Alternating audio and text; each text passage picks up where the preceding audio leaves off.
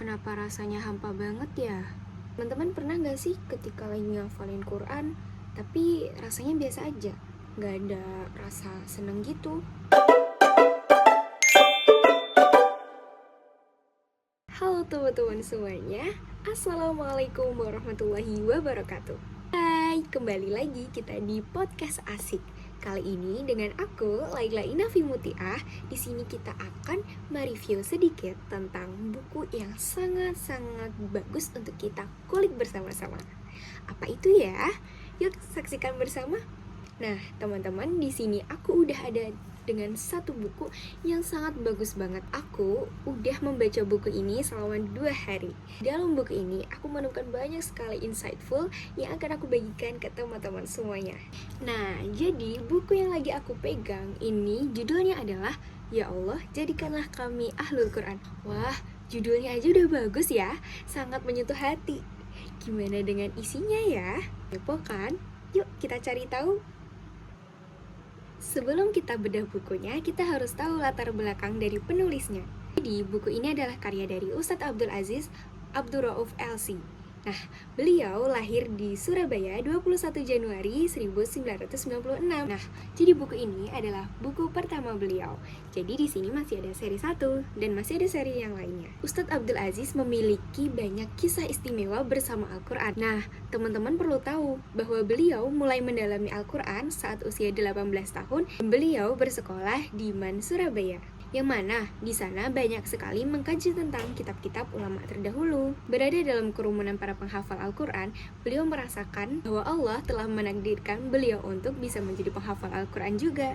Hal lain yang menjadi motivasi beliau adalah saat remaja, beliau merasa bahwa masa remajanya tidak diisi oleh hal yang bermanfaat. Oleh karena itu, beliau tidak ingin saat usia 30 tahun, hidupnya beliau tidak ada kenangan manis dengan Al-Quran. Wah, Masya Allah banget ya.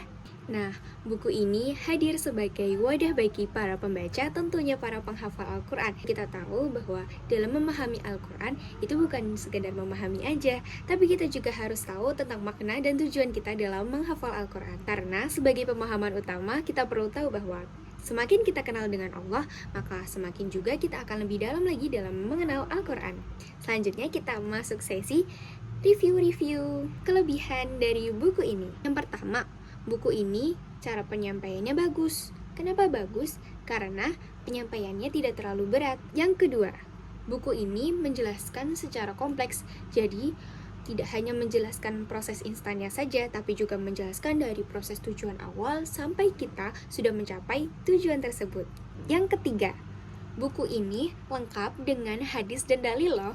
Jadi, sangat akurat bukan? Yang keempat, buku ini juga dilengkapi dengan banyak sekali kisah para sahabat yang tentunya saat mereka berinteraksi dengan Quran sangat luar biasa.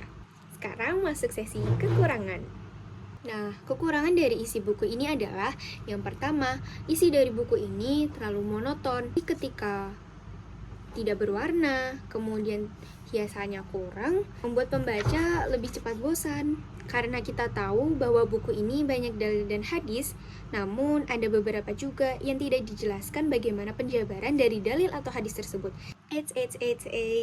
Tapi teman-teman semuanya tidak perlu khawatir dengan buku ini. Insya Allah ketika kita sudah paham, kita sudah tahu niat kita untuk menjadi ahlul Quran, tentunya kekurangan dari buku ini pun tidak akan menjadi masalah, karena kelebihannya pun sangat luar biasa dan tentunya manfaat yang akan kita dapatkan untuk kita aplikasikan di kehidupan nyata akan jauh lebih mudah.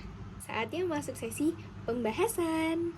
Tentunya kita tahu ya, yang namanya orang beriman itu siapa sih yang tidak ingin disenangi oleh Allah? Dan semua orang pasti mendambakan ingin menjadi seorang penghafal Quran, karena kita juga tahu bahwa seorang penghafal Quran tentu memiliki derajat sangat istimewa baik di dunia maupun di akhirat. Menjadi penghafal Quran itu adalah cita-cita yang luar biasa besar. Oleh karena itu diperlukan niat dan persiapan yang kuat untuk mencapai tujuan tersebut. Nah, pasti teman-teman pengen tahu kan, ciri-ciri ahlul Quran itu apa ya? Yuk kita cari tahu. Semangat dalam menjalankan syariat Allah dan tidak menyia-nyiakan dalam kesempatan beramal soleh.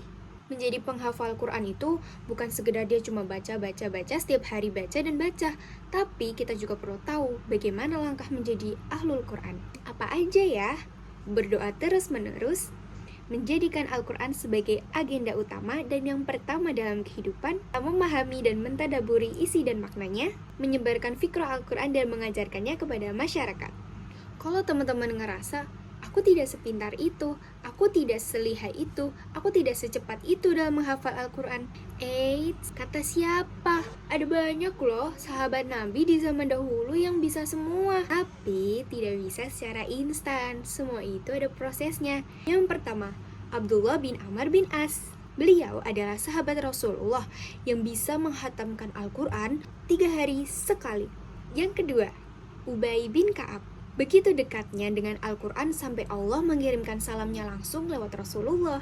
Yang ketiga, Salim Maula Abi Huzaifah. Beliau diangkat menjadi asisten Rasulullah dalam pengajaran Al-Quran. Yang keempat, Abdullah bin Mas'ud. Beliau itu memiliki perawakan yang pendek sehingga dulu sering diejek oleh para sahabatnya, namun ditegur oleh Rasulullah. Rasulullah mengatakan bahwa kaki Abdullah bin Mas'ud itu lebih berat daripada gunung Uhud. Siapapun yang mengimani Allah dengan iman dan takwanya, niscaya Allah akan menolongnya. Allah akan memberikan bukti-bukti yang memantik kebenaran di dalam Al-Quran, dan begitupun sebaliknya. Mereka yang sejak awal benci dengan Al-Quran dan kufur dengan Al-Quran, tidak akan menemukan apa yang bisa meyakinkan dirinya, walaupun bukti-bukti itu sudah jelas di depan matanya. Sampailah kita di akhir podcast pada siang hari ini. Aku harap dalam podcast ini bisa memberikan banyak manfaat bagi teman-teman semua yang mendengarkan. Jangan lupa ya teman-teman, menjadi penghafal Al-Quran itu bukan sebuah beban, tapi sebuah harapan yang akan melangitkan kita di surganya Allah nanti. Jangan pernah lelah karena semua akan menjadi lillah. Wassalamualaikum warahmatullahi wabarakatuh.